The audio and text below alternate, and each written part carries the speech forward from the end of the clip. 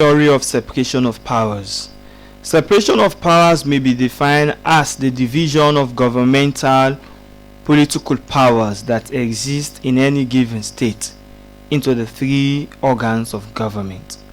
What this principle is saying that all amount of governmental political powers that exist in a given state should not be rested or consolidated in one person or one organs of government. What the principle is saying that all the amount of governmental political power exists in the state should not be given to one particular person. That is, there should be separation of powers in terms of control, functions, and personnel. That enhances, if that happens, then we can prevent dictatorship, tyranny, and it will also be reduced like tyranny and dictatorship at the minimum rate. So, a French political thinker and jurist, Baron de Montesquieu, who developed and popularized the principle of separation of power, in his book titled Esprit des Lois, which means Spirit of the Law, published in 1948. Political scientists like Locke, Jeffrey, Jacques Rousseau, Baudin, Plato, and Aristotle had also earlier on expressed their views on the principle of separation of powers. Montesquieu argued inter alia that if the right, the liberty, and freedom of citizens are to be maintained and guaranteed, then the three organs of government must be separated and entrusted to different people to administer. That there will be no chaos, violence, and dictatorship. Then tyranny and operations, if there is no separation of power, that the functions of government, of lawmaking, executions, and adjudication should be handled by different organs of government without interference. That was what Baron de Montesquieu was saying. Imagine one person alone making the laws, the same person enforcing the law, the same person interpreting and punishing lawbreakers. What a society will look like. So Baron de Montesquieu was saying that these three organs of government should be separated in terms of control, in terms of personnel, in terms of functions, so that we avoid chaos in society, we avoid tyranny in society. We can also prevent dictatorship in society. But the situation we are in, these three organs of government are not separated. There is a problem. So let's look at the reason for all the advantages of separation of powers. One, separation of powers guarantee and maintain the right, liberty, and freedom of the citizens. Two, powers are separated among the organs of government in order to avoid chaos, violence, dictatorship, tyranny, and oppression in a country. There's another good thing about separation of powers. In as much as the three organs of government are separated, they will avoid chaos in society. They also avoid violence in society. Separation of powers leads to division of labor and specialization in the act of governance. We have division of labor. That is, those people who are specialized in law, because not everybody can interpret law and punish lawbreakers. We have specialized people. There is a division of labor, lawyers who can perform that job. You have those who are making the laws. You have those who are enforcing the law. Not everybody is, but what a separation of powers does is that it can lead to what we call division of labor and specialization in the act of governance. Another advantage of separation of power is that it results in one organ checking the activities of another, known as checks and balances. Separation of powers without unnecessary interference makes for smooth running of government. The checks and balances that apply in separation of powers make government officials cautious and meticulous in carrying out their functions, which make government very efficient and orderly. So these are some of the good things if the concept of separation of powers is being practiced and observed, because at the end of the day, all of these things will also prevent what we call state anarchy.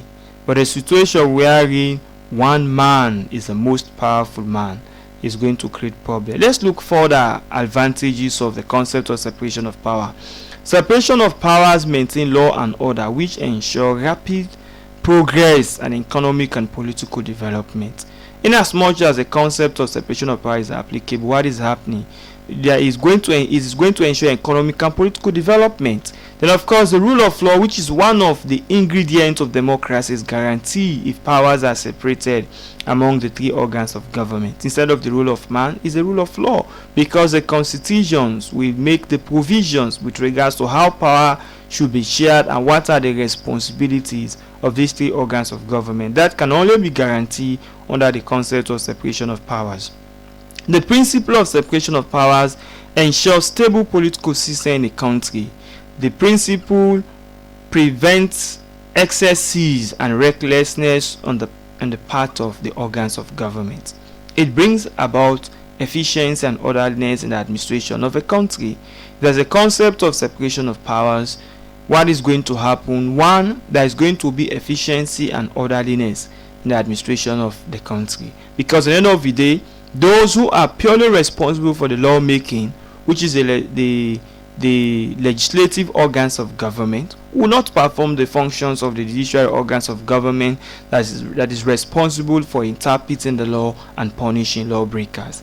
Then of course those who are responsible for enforcing and implementing these laws will also not be interfering with the activities of parliament. So what happens? It is going to bring efficiency and orderliness in the administration of a state. Then of course, as we said, separation of powers will maintain law and order. And if there is law and order, the state is going to enjoy what we call rapid progress and economic development, both economic and political development. If the rule of law, which is one of the main tenets of democracy, is guaranteed, then separation of power is something that is good to practice. So having looked at the good thing or the reasons for separation of powers, one may argue that the concept of separation of powers is good, especially in democracy. So also you have the criticism against this concept. One, it is argued that separation of powers into three organs of government tend to lower the quality of decisions and policy made by these organs, for the fact that the one organ should not interfere with the activities of the others. It has the tendency to lower the quality of decision making policies. Strict application of the principle of separation of power slow down the smooth running of government. Separation of power without interference from other organs make these organs to be inefficient.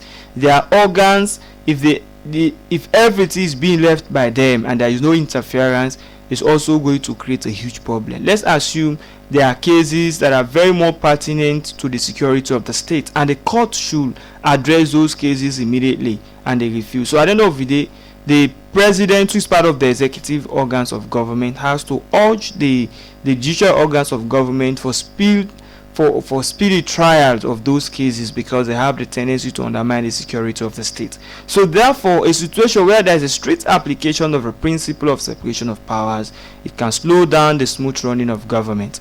Separation of power without interference from other organs, we said, there is inefficient. Of course, the institution of checks and balances that apply with the separation of powers can lead to political instability in the country. That is another huge problem with the concept of separation of powers. And lastly, the application of the principle of checks and balances may lead to unhealthy rivalry among the organs of government.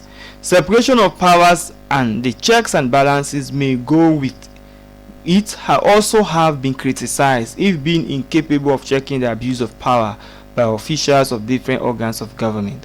It is also argued that the right, liberty, and freedom of the citizens are violated as a result of the powers allocated to these different organs of government. Finally, as a result of the overlapping nature of the functions and authorities of government, complete separation of powers is nearly impossible. So in many countries, it is extremely difficult, if not cumbersome, to have a complete separation of powers, because the complexity of how the state operates, you cannot have complete aspect of separation of power. Let's say, for instance, there were cases in Sierra Leone. We have the wealth builder issue. When the man came, he frauded many Sierra Leoneans, and this was a public cry, and many people were calling on the government at that time to take actions and all those things. So at the end of the day, even though separation of power